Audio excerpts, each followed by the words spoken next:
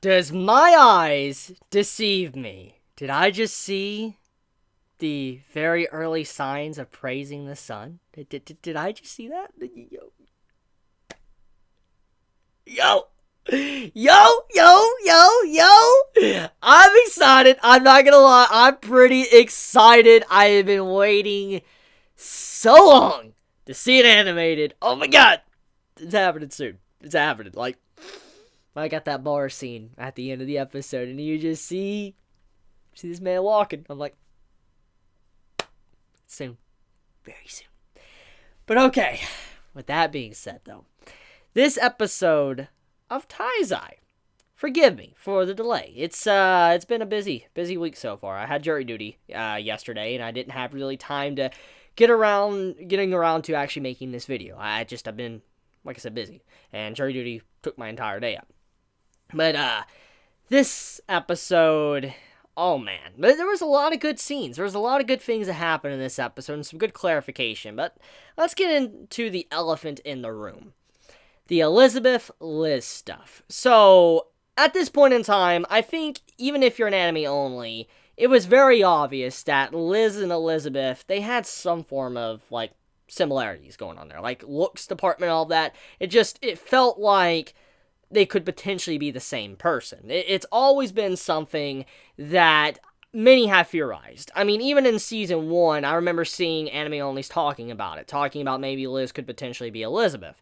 And now with this episode, it's officially confirmed that Liz is indeed Elizabeth. Now, we don't really know the reasons how it happened in the first place. I mean, at this time, we just know that Liz apparently reincarnated into Elizabeth, which would explain why Meliodas acts the way he does towards her.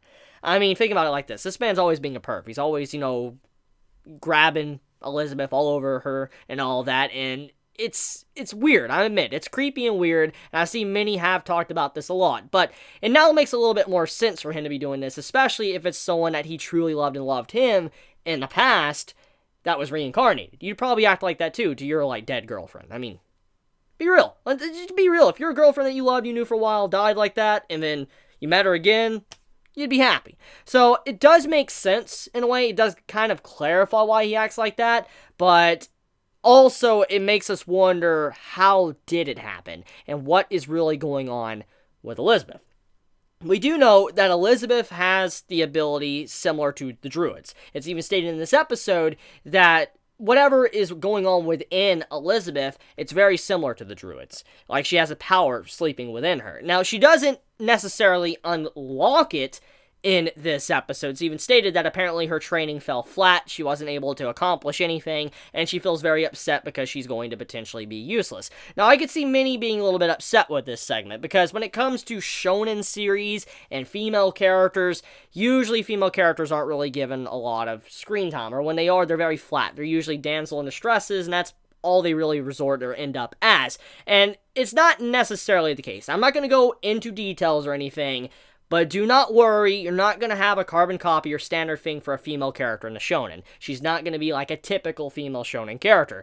Now, to address some complaints I know some are going to have, many are going to be saying that the whole reveal of Elizabeth being, Liz, is very predictable, and it's probably going to be very poor in terms of writing. I will say, as a manga reader, no, it will not. Now, it is by far one of the best aspects of this series. I will say that. It is definitely the best. Besides certain hype moments, just in terms of writing-wise, the whole Elizabeth stuff, best thing. One of my favorite things. Just the way it was handled, the way Nakaba has been handling it for a very long time. And there's just so many little scenes that are very obvious foreshadowing bits that I just can't help but say, man, he's been planning for the entire reveals that are going to be coming up very soon for a good long while when it comes to Meliodas and Elizabeth. But okay.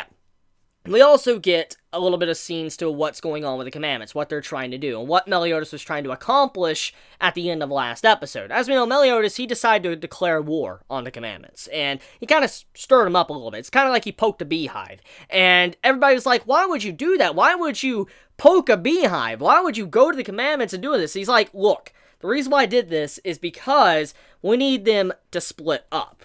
And that was exactly what happened. The commandments decided to split up and go gather their own power. Meliodas' reasoning for this was like, look, if they are all together, even though I've gotten my power back, I could not take them down. There is just no way I would be able to fight all of them at once. It's just too hard. And so he's like, they need to split up for we could take one out individually at a time. And that's basically what was going on there. He's kind of explained the reasoning behind it, why he poked the beehive. He may have caused it to where more people are going to be dying at a quicker rate. He may have caused it to where more people are going to get damaged in further cities. But the reason why he did that was just for he could at the very least take the Ten Commandments down. So there you go. Now, King is still being a little bit upset towards Meliodas. He's like, I don't really trust you, I don't care about you and all of that. And, I mean, in a lot of ways, I can understand why he doesn't trust Meliodas. I mean, Meliodas is someone that is very secretive. He doesn't like revealing his entire hand. I mean, he even mentions in this episode, like, how can you trust in someone that obviously knows a lot, but he doesn't really want to speak or talk about it? I mean, that's very apparent. I mean, you could pick up on that relatively easily. So, I see why King doesn't trust him in this point in the series. Honestly, I would probably not trust Meliodas either. But at the same time, it's a little bit upsetting to see that they have fought together, and Meliodas has proven that he is a good dude at the end of the day. I mean, he even cares about Elizabeth as much as he does. It's obviously not fake love, and since he is a man that loves Diane and all that, he should be able to kind of comprehend how, Meliodas feels towards Elizabeth. So that's the only upsetting part about it, but in terms of not trusting him because of the knowledge he potentially knows but not explaining, I can't disagree with King at all. Now, speaking of King, there's something that happens to his sister, Elaine. Now, this is probably one of the most important parts of the episode. Elaine is alive. Now, let's just say right now that it's obvious that she is not the same Elaine that Bond knows and loves. Because she was brought back, and apparently how people are brought back, thanks to Scylla's explanation, is that they're people that have regrets. People that weren't able to die properly, they have regrets. They were being brought back. So you see Elaine come back, which shows that she had regrets when she died. And now her soul has been tainted, which means that she is not going to be the same person that she was, which that's the scary thing. It's very apparent from her dialogue when she appears that she's more along the lines of a yandere than anything else, especially when she attacks all the fairies in the fairy forest. She's like, you hurt my bond and all that. It's like she's become a yandere. So it's a yandere lolly. So Bond has a yandere lolly coming after him. I mean, I don't think Bond would really mind that much because he really loves Elaine. That's his whole reason and objective in the entire series. I mean, his whole reason is to figure out a way to revive her, and technically she is now alive, so he's got his objective accomplished. However, we do know that most likely there's something going to be a little add-on attachment that's not going to work out in the end, because with her being tainted, there's probably going to have to be a major decision that has to be made from Bond. Bond's either going to have to pick between Elaine or the Seven Deadly Sins, or Elaine and, Jericho. He's going to have to make a decision. With her now being tainted, it's obvious that she's going to be acting different with people around Bond, if she is necessarily a yandere.